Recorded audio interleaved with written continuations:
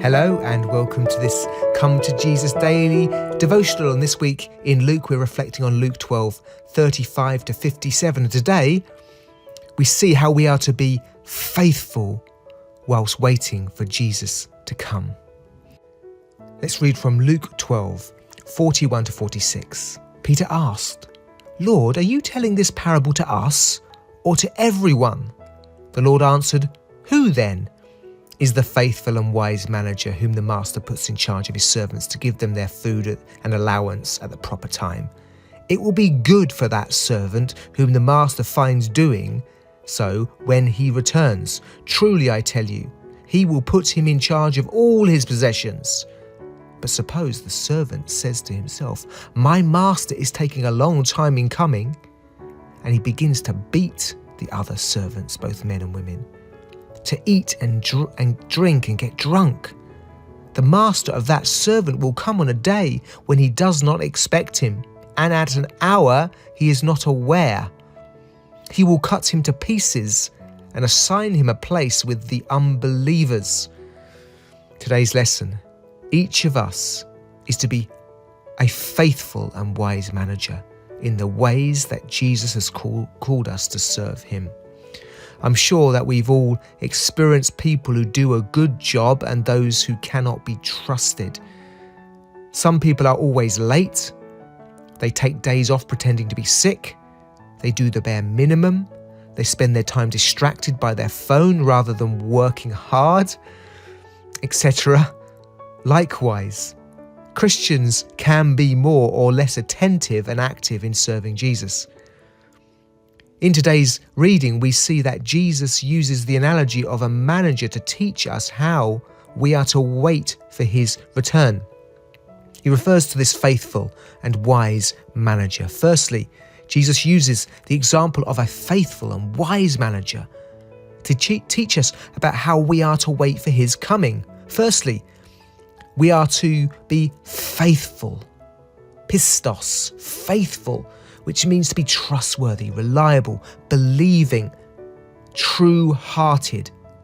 A Christian is one who believes in Christ and lives what they believe. They walk their talk. So the faithful and wise manager, firstly, is faithful.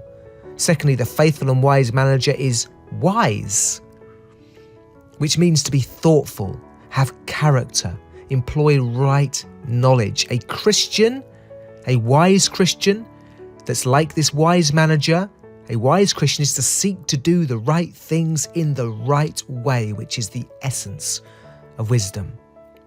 The faithful and wise manager, thirdly, is a manager. Obviously so, but that's what it says, the word manager.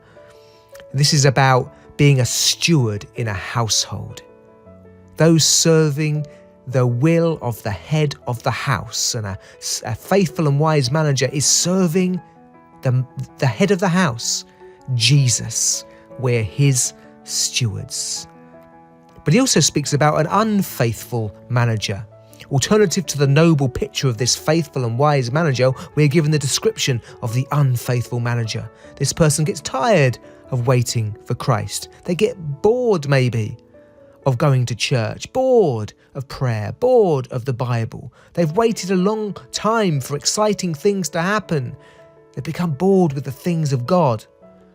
And he speaks of this person. This person abuses their position and uses people. This person, like the description of the rich fool earlier in this chapter, uses his master's resources for his own selfish ambitions. That's the unfaithful manager. Then there's reference to Jesus' judgment, isn't there? Again, Jesus teaches us that the faithful will be rewarded, whilst the unfaithful will be judged and will suffer loss. As we see, the unfaithful manager is not ready for his master's return, and likewise, the unfaithful Christian is not ready for Jesus' coming. They are not, as we saw yesterday, dressed and with lamps burning. Their terrible end is described as he will cut him to pieces and assign him a place with the unbelievers. This is teaching us that in many cases, those who call themselves Christians reveal themselves to be false believers by their lack of devotion to Jesus.